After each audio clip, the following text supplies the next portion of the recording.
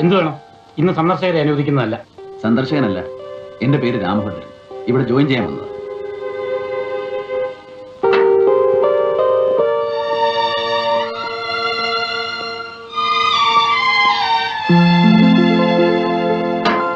Superintendent വന്നിട്ടില്ല, വരാൻ നേരായി. സാർ ഇരിക്കെ, CPOയെ വിളിക്കാം. പത്രോസ് സാറേ, പുതിയ സൂപ്പർവൈസർ സാർ വന്നിരിക്കുന്നു. എന്റെ പേര് പത്രോസ്, ഇവിടുത്തെ ചീഫ് പെറ്റി ഓഫീസറാ. വരുമെന്ന് കുറെ നാളായി പറഞ്ഞു കേൾക്കുന്നു. സാറിന്റെ വീട് എവിടെ? വീടിനിപ്പോ ഇതാണല്ലോ. കുട്ടികൾ ആരെയും കാണുന്നില്ല. ലോക്കപ്പ് തുറന്നിട്ടില്ല. ഇതിനുള്ളിലും ലോക്കപ്പ് ഉണ്ടോ? ഇതൊരു സ്കൂളല്ലേ?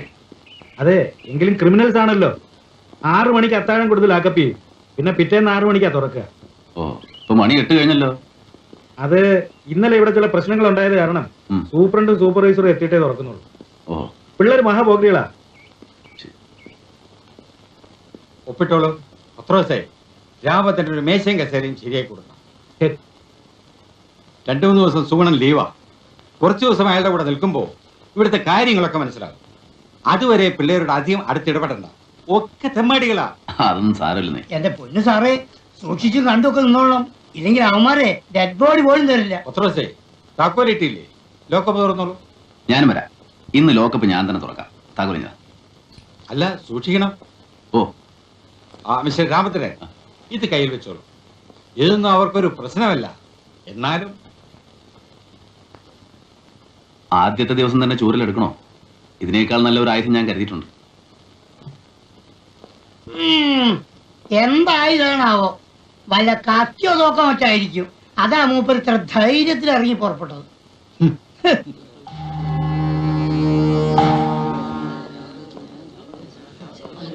ലോക്കപ്പ് തുറക്കാൻ സമയം വൈകിയത് കൊണ്ടാ ഇവിടെയൊക്കെ മൂത്രമൊഴിച്ച് വെച്ചിരിക്കുന്നത്.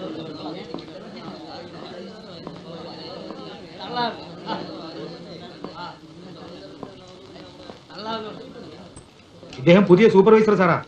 പേര് രാമഭദ്രൻ.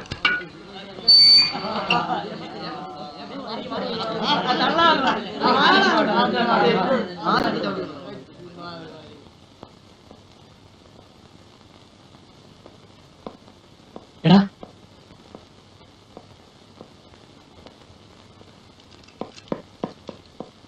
സാർ സൂക്ഷിക്കണം. ഇവർ ഇന്നലെ ഒരു പെറ്റി ഓഫീസറെ തല്ലി കൊല്ലാറാക്കിയതാ. അത് ഇന്നലെയല്ലേ? ഞാൻ ഇവരുടെ ശത്രുവൊന്നുമല്ല. പുതിയ ആളാണ്. പേര് അറിയാം.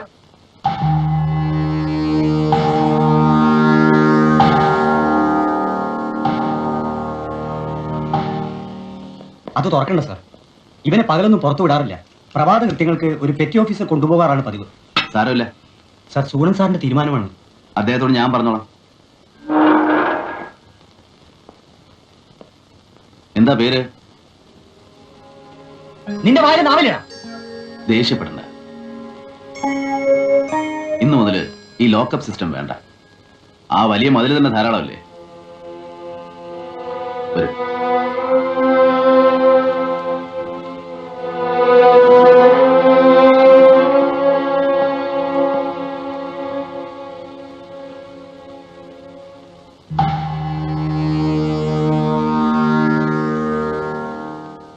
നിങ്ങൾ എന്ത് വിവരക്കേടാണ് പറയുന്നത്? ഉദ്യോഗസ്ഥന്മാർക്ക് സമാധാനത്തോടെ ഇവിടെ ജോലി ചെയ്യണ്ടേ? ഉദ്യോഗസ്ഥന്മാർക്ക് ജോലി ചെയ്യാൻ അവസരമുണ്ടാക്കുകയല്ലോ ഈ സ്ഥാപനത്തിന്റെ ലക്ഷ്യം. വഴിതെറ്റിപ്പോവരെ നേർവഴിക്ക് കൊണ്ടുവരില്ലേ? അതുകൊണ്ടാണല്ലോ ദുർഗണ പരിഹാര പാഠശാലയായത്.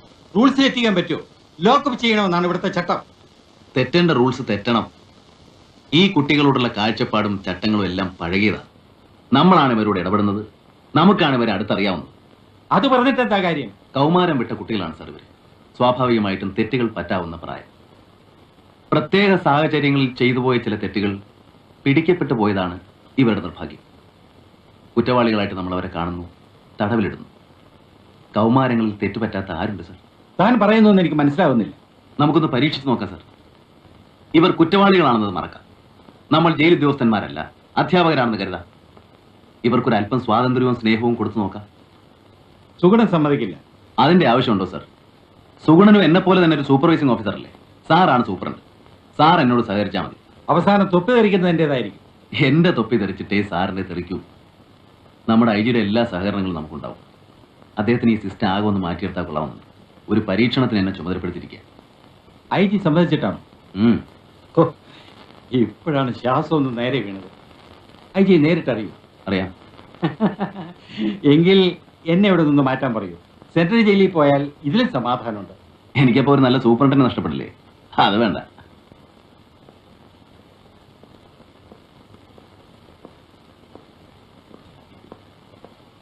ഇദ്ദേഹമാണ് നമ്മുടെ പുതിയ സൂപ്പർവൈസർ. ഇദ്ദേഹം നിങ്ങളോട് സംസാരിക്കും. എന്റെ പ്രിയപ്പെട്ട സഹോദരന്മാരെ, എന്റെ പേര് രാമഭദ്രൻ. നിങ്ങളിൽ ഒരാളാണ് ഞാൻ. അവകാശപ്പെടാൻ ഒരു നാടോ ബന്ധുക്കളോ ഒന്നും എനിക്കില്ല.